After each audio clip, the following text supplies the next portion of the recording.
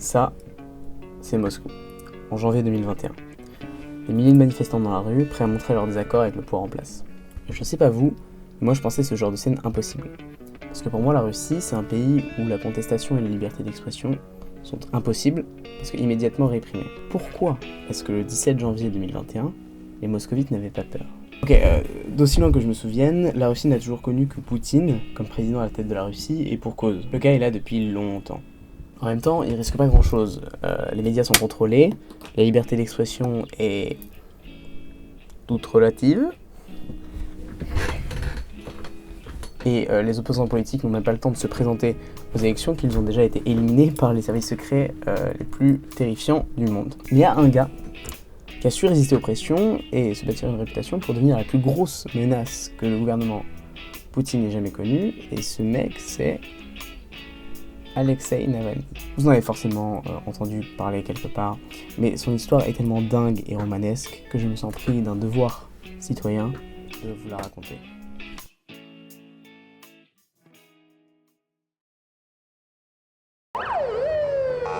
Moscou, la forteresse. Il est le principal opposant à Vladimir Poutine. Il a survécu après 3 semaines de coma à un empoisonnement. Que Alexei Navalny a bien été empoisonné. Rapidement. Viens, on arrête les jeunes. Traînés au sol, parfois frappés, la plupart ont été arrêtés. L'opposant Alexei Navalny pourra-t-il se présenter face à Vladimir Poutine à la présidentielle ? Нашу свободу, наше будущее.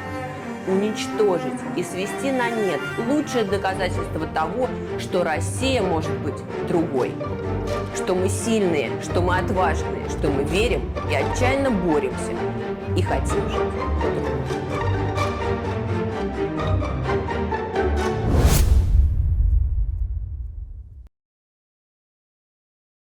On peut revenir brièvement sur son enfance. Navalny naît dans les années 70 dans un village aux abords de Moscou, mais passe le plus clair de son temps dans le village natal de son père.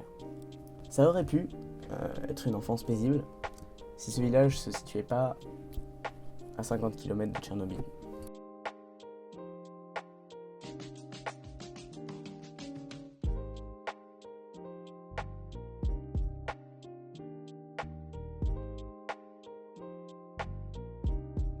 Alexei subit l'événement de plein fouet, ses repères sont détruits et il comprend très tôt les dégâts que peuvent engendrer la désinformation et la censure à la suite de Tchernobyl.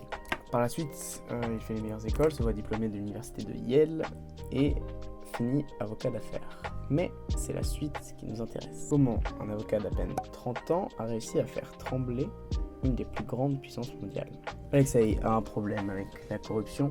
Il n'a pas nécessairement grandi dans la misère, plutôt issu d'une classe moyenne. Il se rend assez vite compte que des quantités astronomiques d'argent sont détournées au profit des dirigeants de son pays, et que personne ne dit rien. Pourquoi personne ne dit rien ? Parce qu'ils ont peur, et a raison. C'est pas très safe à cette époque de contester le pouvoir en Russie. Les qui opposent sont descendus dans la rue pour essayer de manifester, mais les autorités ont dit qu'elles réprimeraient toute manifestation sans aucune clémence. Même quand les manifestations sont pacifiques, elles se soldent par des violences et des arrestations. À ce moment-là, le parti le plus apte à faire entendre son mécontentement, en Russie des années 2000, c'est le parti nationaliste, un parti radical mais important. Navalny à ce moment-là, il n'a pas vraiment le choix, il veut faire entendre ses idées et contester le pouvoir en place, il va donc rejoindre le parti, il ne va pas y rester très longtemps. Navalny a compris que la télévision et les rares manifestations autorisées ne changeront rien au système en place.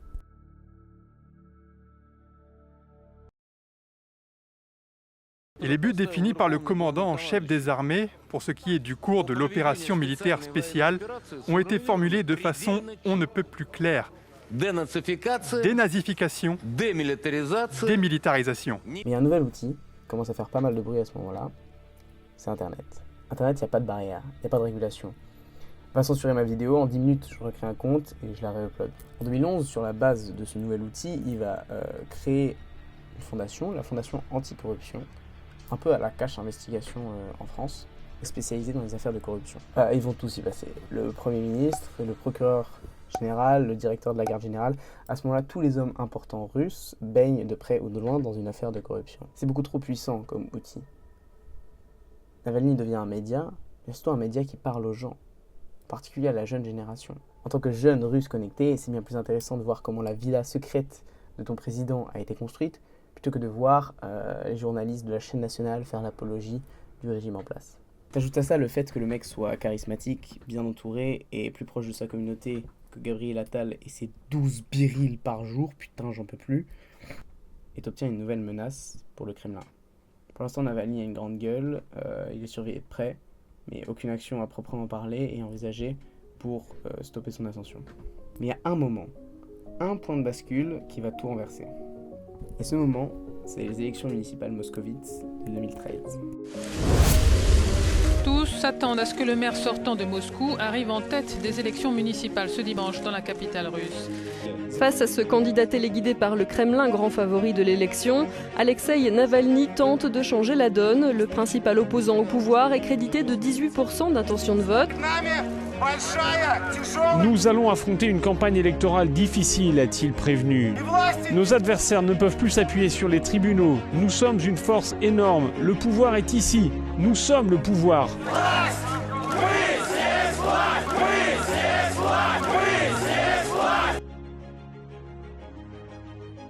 Ok, à ce moment-là, Navalny ne peut pas faire campagne à la télévision, qui reste le principal vecteur d'information des Russes, et il est contre le candidat du parti en place, qui n'a jamais été délogé depuis que Poutine est au pouvoir en gros.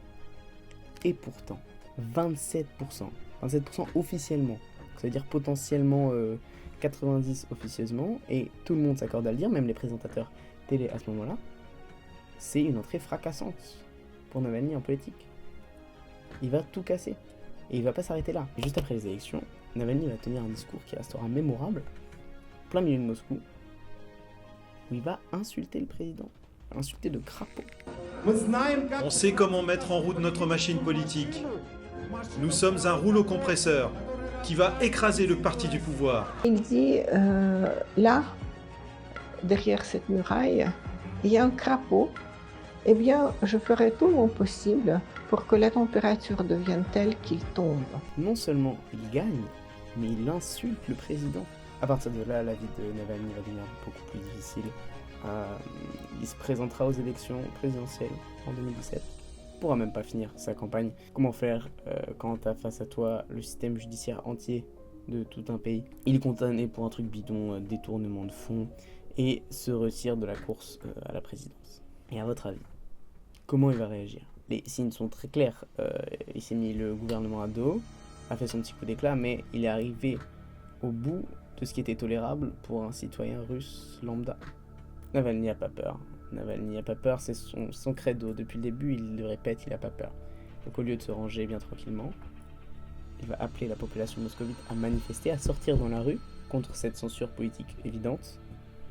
Et ça marche. Descendons dans la rue pour nous-mêmes, pour nos droits, pour notre avenir.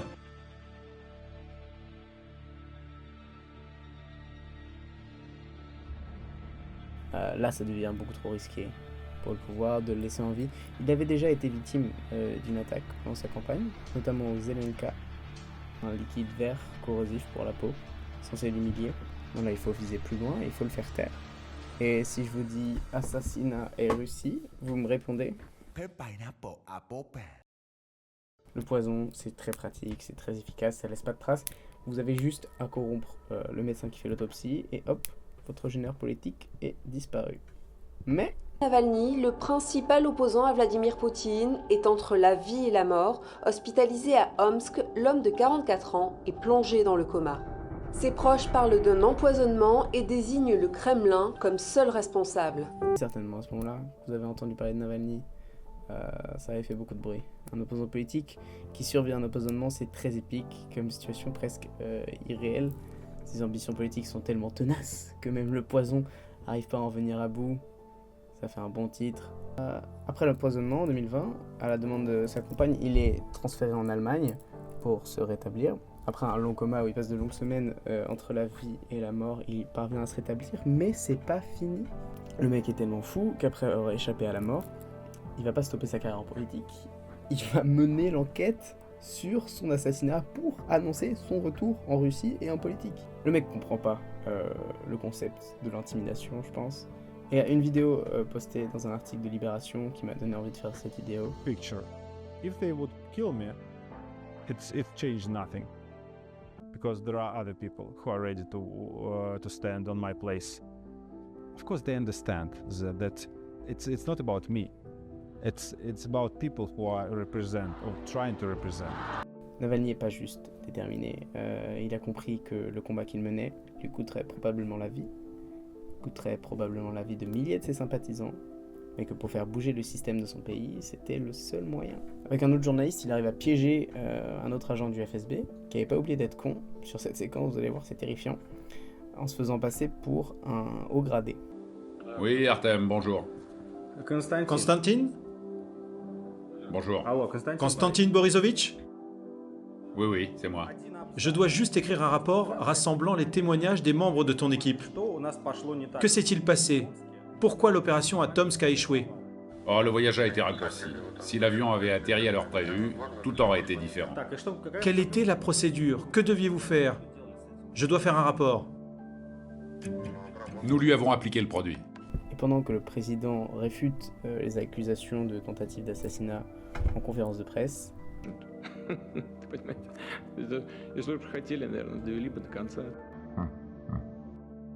Navalny poste la vidéo que vous venez de voir et prouve ainsi qu'il est la cible du gouvernement et en même temps qu'il revient en politique.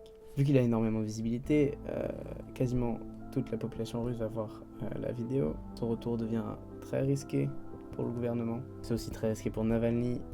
Il sait très bien qu'en revenant sur le sol russe, il risque de se faire arrêter dès la première seconde.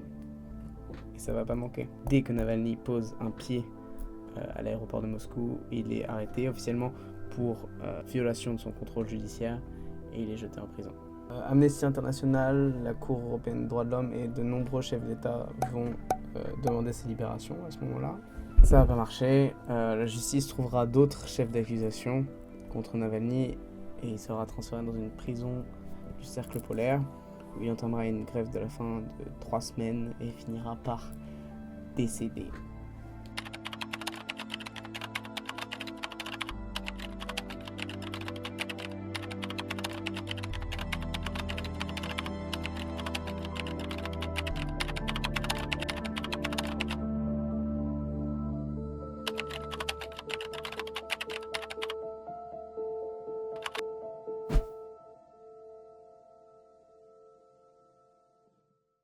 Voilà, je sais pas trop ce qu'il faut retenir de cette vidéo, mis à part le fait qu'il faut être attentif à tout, même à votre caleçon, quand vous êtes un opposant de Vladimir Poutine, ce qui j'espère n'est pas votre cas.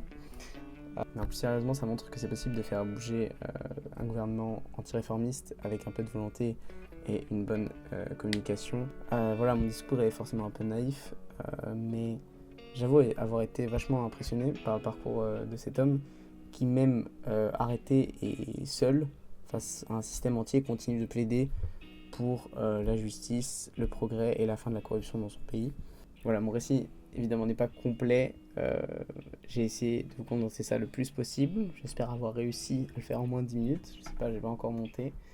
J'espère que c'était plus intelligible et vulgarisé que la vidéo sur Julian Assange. Je suis un peu moins rentré dans le détail, j'ai un peu plus romancé. Dites-moi si ça vous plaît. Si vous avez kiffé, abonnez-vous. C'était The Whistle. Gros bisous.